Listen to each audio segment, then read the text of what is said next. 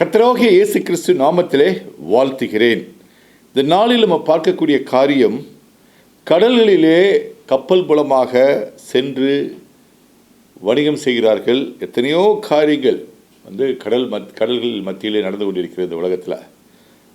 2/3 பார்த்திங்கன்னா இந்த பூமியில் கடல் தண்ணீர் மத்தியில் தான் இருக்குது உங்களுக்கு. அதற்குள் நடக்கக்கூடிய அதிசயங்களும் அற்புதங்களும் ஏராளமானவை. அந்த காரியத்தை குறித்து சிலவற்றை நாம் பார்க்கலாம். உங்களுக்கு சமுத்திரங்கள், மகா சமுத்திரங்கள் இருக்குது உங்களுக்கு. அதில் செல்லக்கூடிய கப்பல்கள், அதில் செல்லக்கூடிய வாகனங்கள் எல்லாவற்றையும் தேவன் அதிசயமாக அவர்களை காப்பாற்றி வழிநடத்தி வருகிறார். உங்களுக்கு எத்தனையோ மீன்கள் இருக்குது உங்களுக்கு. எத்தனையோ வகையான ஜீவ ஜந்துக்கள் கடல்களிலே வாழ்ந்து கொண்டிருக்கின்றன.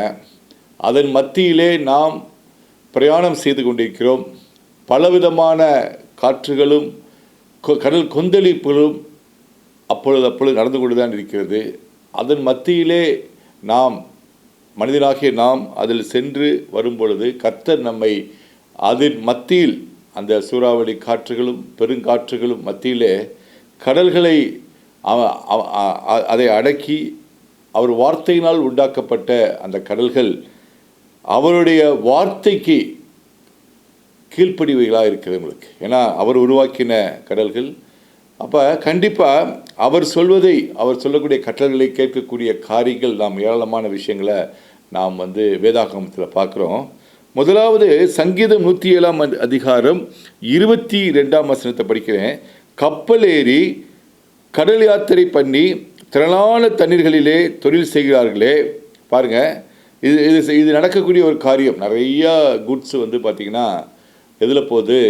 கடல் வழியாக தான் போகுது உங்களுக்கு. தண்ணீரிலே தொழில் செய்கிறவர்களே நிறையா குட்ஸ் எக்ஸ்போர்ட் பண்ணுறாங்க. எல்லா குட்ஸும் பார்த்திங்கன்னா மெயினாக எதில் போகுது அப்படின்னா கடல் வழியாக தான் சென்று கொண்டிருக்கிறது.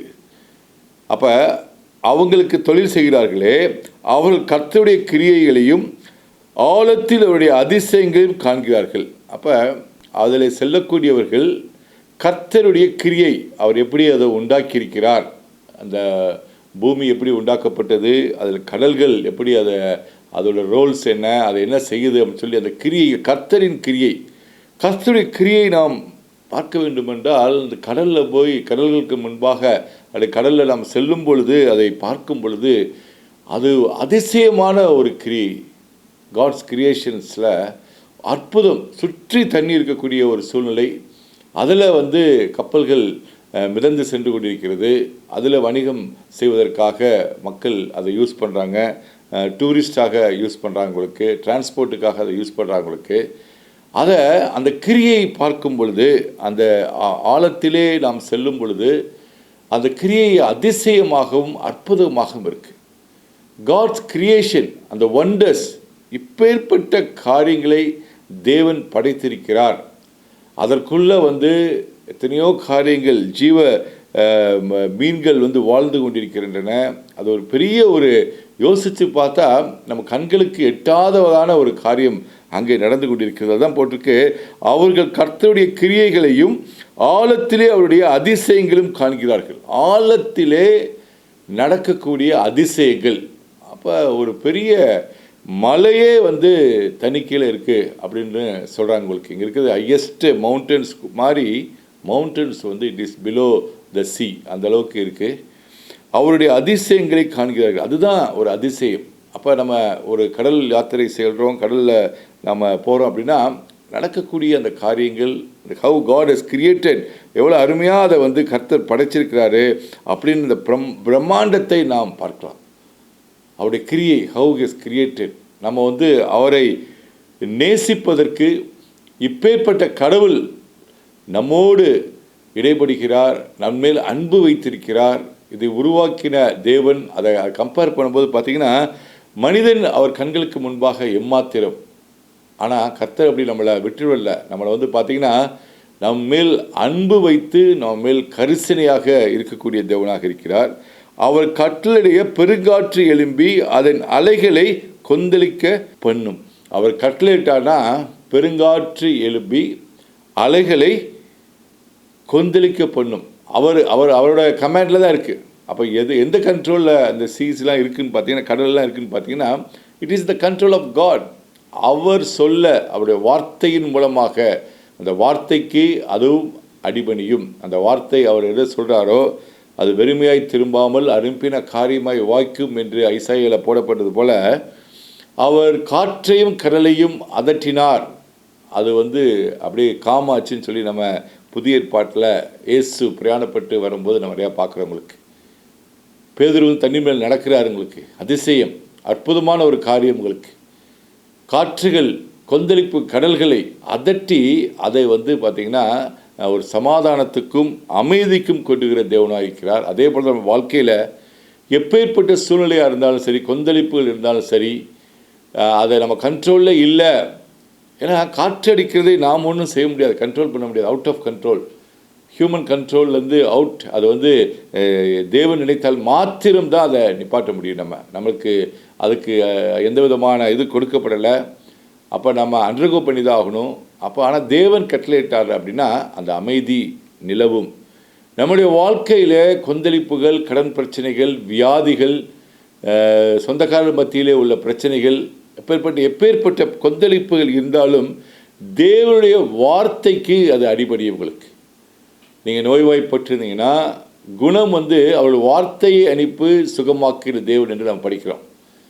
அதே போல தான் எப்பேற்பட்ட காரியத்தையும் ஐஸ்வர்யத்தை சம்பாதிக்கிற பலனை தருகிற தேவன் வார்த்தையை அனுப்பி தான் நம்மளுக்கு அந்த பலனை தராரு. வார்த்தையின் மூலமாக தான் அந்த பலன் இருக்குது உங்களுக்கு. அப்போ வேதாகமத்தில் இருக்க வார்த்தைகளும் வசனங்கள் தான் நம்மளை ஒவ்வொரு காரியங்களையும் பலப்படுத்துது உங்களுக்கு.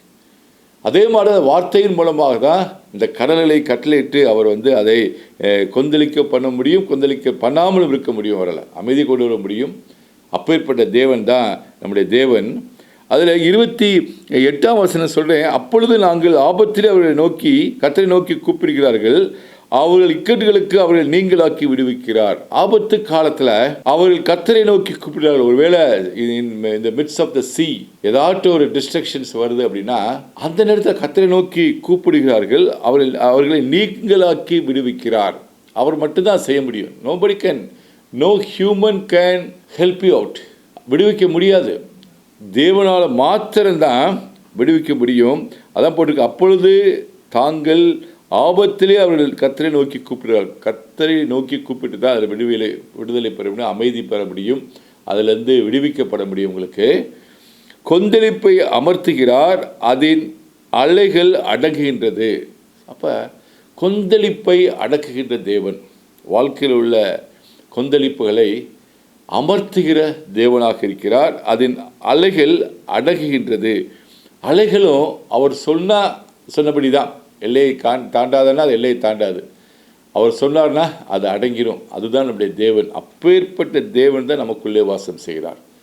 இயேசுவை ஆண்டவர் என்று ஏற்றுக்கொள்ளும் பொழுது அவர் பேசக்கூடிய காரியத்திற்கு இது இயற்கை கட்டுப்படும், கொந்தளிப்பு கட்டுப்படும், சூழ்நிலைகள் மாறும், கொந்தளிக்கும் கடல்கள் அமைதியை நோக்கி இருக்கு உங்களுக்கு. அப்பேற்பட்ட தேவன் தான் நம்முடைய தேவன்.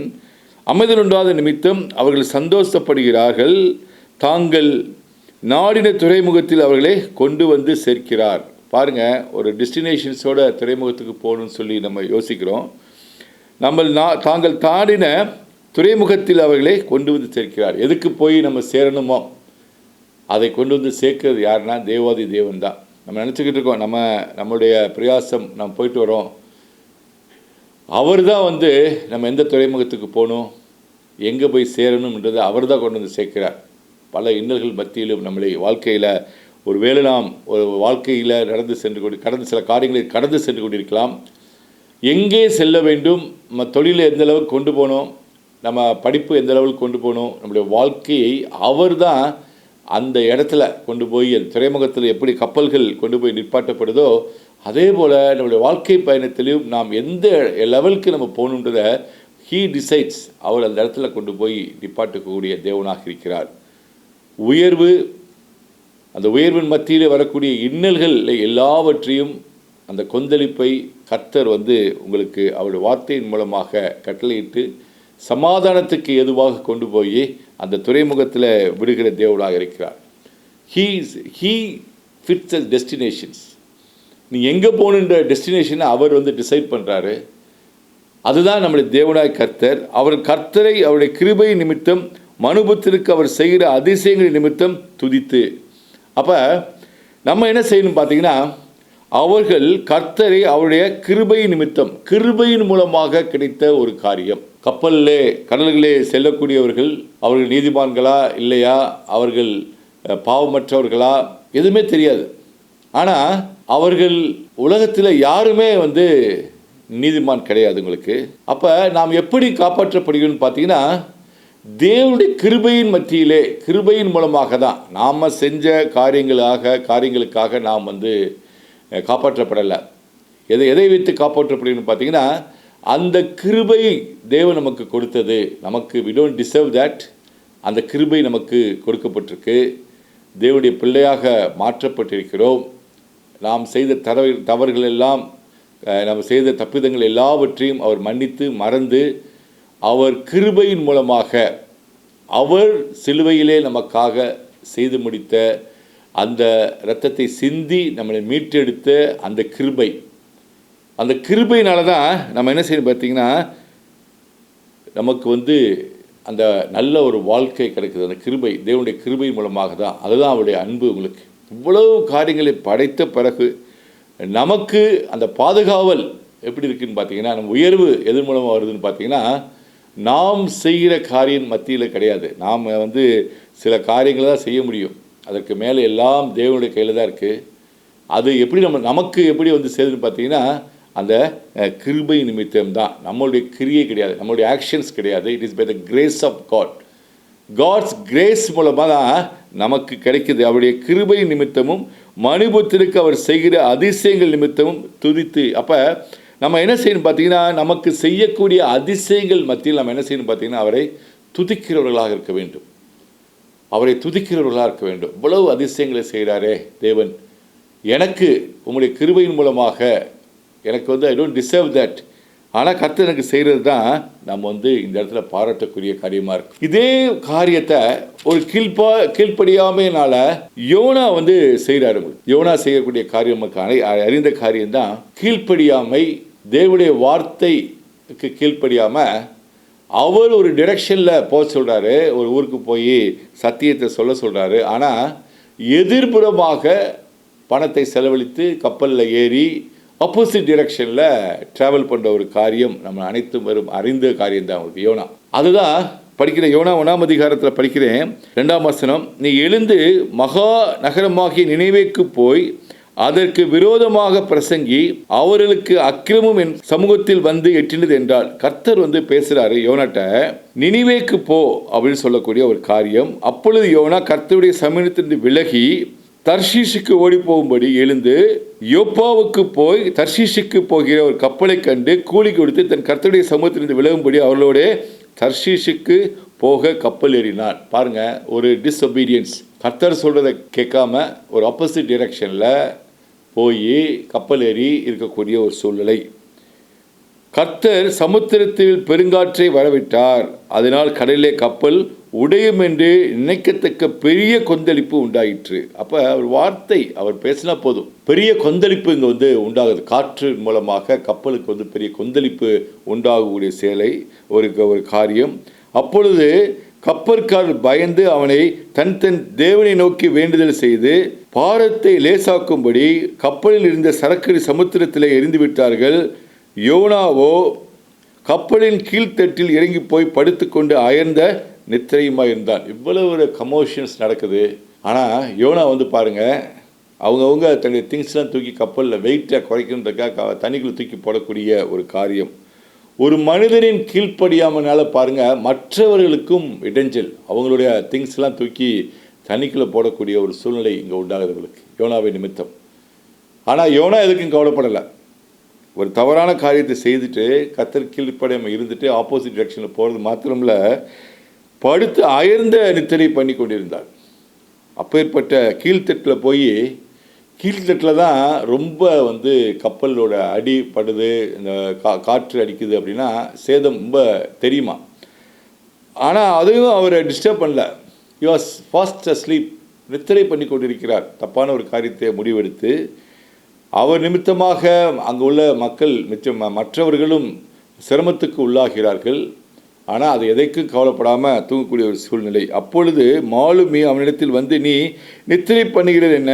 எழுந்திருந்து உன் தேவனை நோக்கி வேண்டிக்கொள், நாம் அழிந்து போகாதபடிக்கு சுவாமி ஒருவேளை நம்மை நினைத்தருள்வார் என்றார். அவர்கள் யார் நிமித்தம் இந்த ஆபத்து நமக்கு நேரிட்டது என்று நாம் அறியும்படிக்கு சீட்டு போடுவோம் வாருங்கள் என்று ஒருவரொருவர் சொல்லிக்கொண்டு சீட்டு போட்டார்கள். யோனாவின் பேருக்கு சீட்டு விழுந்தது. பாருங்கள், கண்டுபிடிச்சிட்டாங்க யாருனால இந்த காரியம் நடந்தது சொல்லி.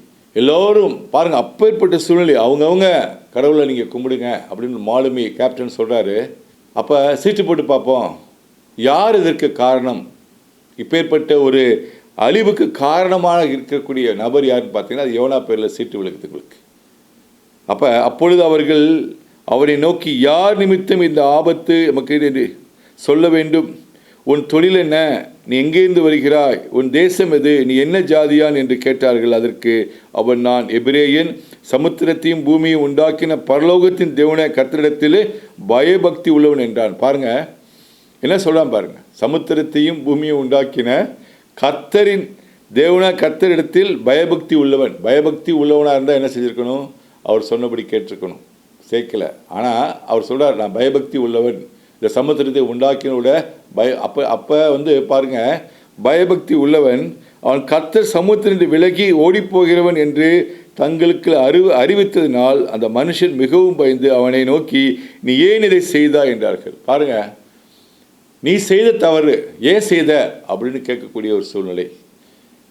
வானத்தையும் பூமியும் இந்த சமுத்திரத்தையும் உண்டாக்கின தேவன் என்று, அதுக்கு பயபக்தி உள்ளவன் என்று சொல்லிட்டு ஒரு தவறு தெரியாமல் இருந்தால் பரவாயில்ல. அவனுக்கு தெரிஞ்சிருக்கு, who is a creator, God is creator, அவருடைய மூலமாக நடந்திருக்குன்னு தெரிஞ்சிட்டும் இப்பேற்பட்ட காரியத்தை வந்து யோனா தைரியமாக செய்திருக்கிறார்களுக்கு. நாமும் சில நேரத்தில் இந்த மாதிரி தேவன் செய்த காரியங்கள் எல்லாம் தெரிஞ்சும் அதுக்கு விரோதமாக சில காரியங்களை செய்து கொண்டிருக்கலாம். இப்போ நமக்கு நடந்துக்கக்கூடிய அந்த பிரச்சனைகள், அதற்கு காரணம் நாம் எடுத்த தீர்மானமாக இருக்கலாம், நாம் எடுத்த தவறான முடிவுகளாக இருக்கலாம். தேவனை பற்றி தெரியும், அவருடைய அதிசயங்களை பற்றி தெரியும், அவர் யார் என்று எல்லாம் தெரியும். நமக்கு தெரிஞ்சிருந்தால் கூட சில நேரங்களில் நம் தவறான முடிவுகளை தேவனுடைய வார்த்தைக்கு, அவருடைய சித்தத்திற்கு மாறாக சில காரியங்களை செய்திருந்தோம் என்றால் இப்பேற்பட்ட காரியம் வாழ்க்கையில் நடக்க உண்டு. Chances are there. அப்போ அதுலேருந்து நம்ம மனம் திரும்பி தேவனிடத்தில் மன்னிப்பு கேட்டு எதை தேவன் நம்முடைய சொல்லியிருக்கிறாரோ அந்த காரியத்தை நாம் செய்ய வேண்டும். இந்த தேவையில்லாத சில காரியங்களை நம் வாழ்க்கையிலிருந்து அகற்ற வேண்டும் என்று தேவனாகிய கர்த்தர் உங்களோடு பேசிக்கொண்டிருக்கிறார். இந்த தேவையற்ற காரியங்கள் எங்கே நாம் விலகினோம் என்று நாம் நம்மளே சோதித்து பார்க்க வேண்டிய ஒரு சூழ்நிலை. எங்கே அந்த டைவர்ஷன்ஸ் ஆச்சு பாருங்கள். யோனா கப்பலில் வந்து தைரியமாக வந்து டிக்கெட் வாங்கி ஆப்போசிட் டிரெக்ஷனில் போகிற மாதிரி நாமும் ஏதோ ஒரு இடத்துல வந்து we would have done a wrong thing, traveled in a wrong direction, opposite direction which God has commanded you. நல்லா யோசித்து பாருங்கள். அதுலேருந்து நாம் வந்து வெளியில் வரணும். உங்களுக்கு தேவனிடத்தில் மன்னிக்கிற தேவனாக இருக்கிறார், அந்த சூழ்நிலைகளை மாற்றக்கூடிய தேவனாக இருக்கிறார். பாருங்கள், பின்னும் சமுத்திரம் அதிகமாய் கொந்தளித்து கொண்டிருந்தபடினால் அவனை நோக்கி, சமுத்திரம் நமக்கு அமரும்படி நாங்கள் உனக்கு என்ன செய்ய வேண்டும் என்று கேட்டார்கள். அதற்கு அவன், நீங்கள் என்னை எடுத்து சமுத்திரத்திலே போட்டு விடுங்கள், அப்பொழுது சமுத்திரம் உங்களுக்கு அமர்ந்திருக்கும், என் நிமித்தம் இந்த பெரிய கொந்தளிப்பு உங்கள் மேல் வந்தது என்பதை நான் அறிவேன். பாருங்கள், சமுத்திரத்தில் தூக்கி போட்டுருங்க. இது வந்து சமுத்திரத்தின் நடுவில் இருந்துக்கிட்டு சொல்வது ஒரு சாதாரண காரியம் இல்லை. யோனா இதை சொல்லியிருக்காரு அப்படின்னா உண்மையிலே தேவன் மேலே அவருக்கு நம்பிக்கை இருந்திருக்கணும். தேவன் கண்டிப்பாக என்னை காப்பாற்றுவார். ஏன்னா அது பயங்கரமான ஒரு காற்றடித்து கொண்டு ஒரு மோசமான ஒரு வானிலை இருக்கக்கூடிய ஒரு நேரத்தில் என்னை தூக்கி அதில் போட்டுருங்க அப்படின்னு சொல்கிறார். எந்த தைரியத்தை சொல்லிப்பாருன்னா, அவருக்கு இந்த வானத்தையும் பூமியையும் அவருக்கு அறிந்திருக்கிறார். உண்டாக்கின தேவன் பற்றி அவருக்கு தெரிஞ்சிருக்கும். அவர் கண்டிப்பாக அவரை காப்பாற்றுவார் என்ற ஒரு நம்பிக்கையில் தான் இப்பேற்பட்ட ஒரு தைரியமான ஒரு முடிவை எடுக்க முடியும் உங்களுக்கு. கடலில் ஒரு சாதாரண தண்ணிக்குள்ளே தூக்கி போட்டாலே, சாதாரண அமைதியாக இருக்க கடலுக்குள்ளே நடுக்கடலில் போட்டாலே பழைக்கிறது கஷ்டம். ஆனால் இப்பேற்பட்ட ஒரு சமுத்திர கொந்தளிப்பு இருக்கும் பொழுது தன்னை தூக்கி போட சொல்கிறாரு. தைரியமாக சொல்கிறாரு, தூக்கி போட்டுருங்க உங்களுக்கு சரியாயிரும் அப்படின்னு சொல்கிறாருன்னா, உண்மையிலே ஒரு தேவன் மேலே வைத்திருக்க ஒரு விசுவாசத்தின் மூலமாக தான் அப்படி சொல்லிக்கணும்னு நான் நினைக்கிறேன். தவறான முடிவு எடுத்திருந்தா கூட தேவனை பற்றி சரியான அறிவு அவருக்கு இருக்கிறது. வானத்தையும் சமுத்திரத்தையும் படைத்த தேவன், அவரை நான் நம்பியிருக்கிறேன், விசுவாசிக்கிறேன்னு சொல்கிறாரு. அதை நம்பி தான் இந்த காரியத்தை அவர் சொல்லியிருக்கணும். அந்த மனுஷர்கள் கரை சேரும்படி வேகமாய் தண்டு வலித்தார்கள். ஆனாலும் சமுத்திரம் வெகு மும்முரமாக கொந்தளித்து கொண்டே இருந்தபடியால் அவர்கள் கூடாமல் போயிற்று. அப்பொழுது அவர்கள் கர்த்தரை நோக்கி கூப்பிட்டு, கர்த்தாவே, இந்த மனுஷனுடைய ஜீவன் நிமித்தம் எங்களை அழித்து போடாதையும் குற்றமில்லாத இந்த இரத்தப்பழி எங்கள் மேல் சுமத்தாதையும் தேவரே கர்த்தர் உமக்கு சித்தமாக இருக்கிறபடி செய்கிறீர் என்று சொல்லி யோனாவை எடுத்து சமுத்திரத்தில் போட்டு விட்டார்கள். சமுத்திரம் தம் மும்முரத்தை விட்டு அமர்ந்தது. சமுத்திரத்தில் போட்ட உடனே எல்லாமே காம் டவுன் ஆயிடுச்சு. டிஸ்ஒபீடியன்ஸ், கீழ்ப்படியாமல் இருக்கும் பொழுது சமுத்திரம் கொந்தளிச்சது. இப்போ தண்ணிகளை தூக்கி போட்டோன்னே காம் ஆயிடுச்சு. அப்பொழுது அந்த மனுஷர் கர்த்தருக்கு மிகவும் பயந்து கர்த்தருக்கு பலியிட்டு பொருத்தனைகளை பண்ணினார்கள். யோனாவை விழுங்கும்படி ஒரு பெரிய மீனை கர்த்தர் ஆயத்தப்படுத்தியிருந்தார். அந்த மீன் வயிற்றிலே யோனா ராப்பகல் 3 நாள் இருந்தான். பாருங்கள், 3 days யோனாவுக்கு கர்த்தர் இவனை ஏறும்போதே, தப்பான ஒரு டிக்கெட் எடுத்து ஏறும்பொழுதே அங்கே ஒரு மீனை ரெடி பண்ணி வச்சிட்டார். அது கூடயே ஸ்விம் பண்ணி வந்திருக்குன்னு நினைக்கிறேன். எங்கெங்கெல்லாம் அந்த கப்பல் போச்சோ அந்த வழியே அந்த மீன், ஒரு பெரிய மீன் கூடயே ட்ராவல் பண்ணி தூக்கி போட்ட உடனே விழுங்கக்கூடிய ஒரு காரியம் இங்கே நடக்குது உங்களுக்கு. இதுதான் நம்முடைய தேவன் ஆயத்தம் பண்ணியிருக்கிறார். He's a provider. எப்படி ஆபிரகாம் இதுக்கு ஒரு பலி கொடுக்கறதுக்கு கொண்டு போது அங்கே ஒரு முட்செடியிலே ஒரு ஆட்டுக்குட்டியை ரெடியாக வச்சுருந்தது போல், இங்கே கர்த்தர் ரெடியாக யோனாவுக்காக ஒரு பெரிய மீனை ஆயத்தப்படுத்தி வைத்திருக்கிற ஒரு தேவனாக இருக்கிறார். அப்போ பாருங்கள், வயிற்றுக்குள்ளே போன யோனா ஜெபம் பண்ணுறார். உங்களுக்கு he knows God will come. கண்டிப்பாக நம்முடைய தேவன் மன்னிக்கிற தேவன் அப்படின்னு தெரிஞ்சனால அந்த மீனின் வயிற்றிலிருந்து யோனா தன் தேவனாய் கர்த்தரை நோக்கி விண்ணப்பம் பண்ணி, என் நெருக்கத்திலே நான் கர்த்தரை நோக்கி கூப்பிட்டேன், அவர் எனக்கு உத்தரவளினார். நான் பாதாளத்தில் வயிற்றிலிருந்து கூக்குலிட்டேன், நீர் என் சத்தத்தை கேட்டீர். சமுத்திரத்தின் நடுமையாகி ஆழத்தில் என்னை தள்ளிவிட்டீர். நீரோற்றம் என்னை சூழ்ந்து கொண்டது. உம்முடைய வெள்ளங்களும் அலைகளும் எல்லாம் என்மேல் புரண்டது. நான் உமது கண்களுக்கு எதிரே இராதபடிக்கு தள்ளப்பட்டேன். ஆகிலும் இன்னமும் உம்முடைய பரிசுத்த ஆலயத்தை நோக்குவேன் என்றேன். அப்பொழுது நான் பரிசுத்த ஆலயத்தை நோக்குவேன் அப்படின்னு சொல்கிறாரு. தண்ணீர்கள் பிறண்ட பரியந்தம் என்னை நெருங்கியது.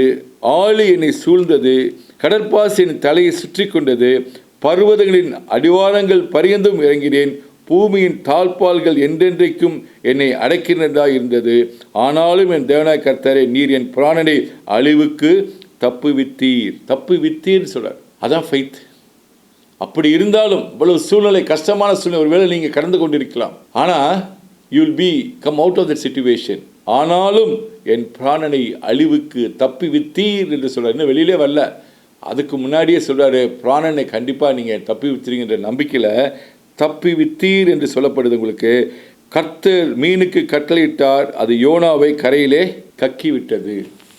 இதுதான் தேவனுடைய செயல்கள். ஒருவேளை நாம் சூழ்நிலையில் கீழ்ப்படியான நிமித்தம் சில காரியங்களை செய்திருந்து வழிதப்பி செறிந்தாலும் உங்களுக்கு சமுத்திரத்தின் மத்தியிலே அழிவுக்கின் மத்தியிலே அவர் மேலே வைத்திருக்க அந்த விசுவாசம் யோனாவை இன்றைக்கு காப்பாற்றி அந்த மீன் எங்கே போக வேண்டுமோ அந்த இடத்துல அது கக்கிற்று என்று போடப்பட்டிருக்கு. இதுதான் நம்முடைய தேவாதி தேவன். நீங்கள் இருக்கக்கூடிய சூழ்நிலை விடுதலையாக்குகிற தேவனாக இருக்கிறார்.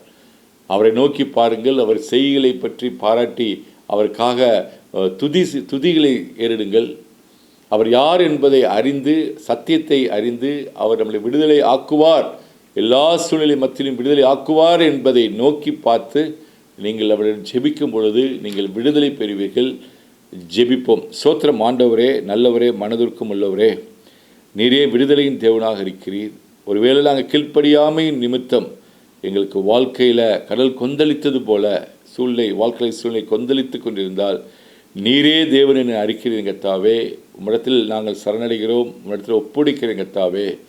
நீர் என்னை காத்துக்கொள்ளும், இரத்த கோட்டைகள் மறைத்து கொள்ளும். இயேசு கிறிஸ்துவின் நாமத்திலே அந்த நோய் விடுதலை பெறுவதாக, அந்த கடன்கள் தீர்க்கப்படுவதாக, அந்த பிரச்சனைகள், குடும்பத்தில் உள்ள அனைத்து பிரச்சனைகள் இப்பொழுதே நீங்கி போவதாக.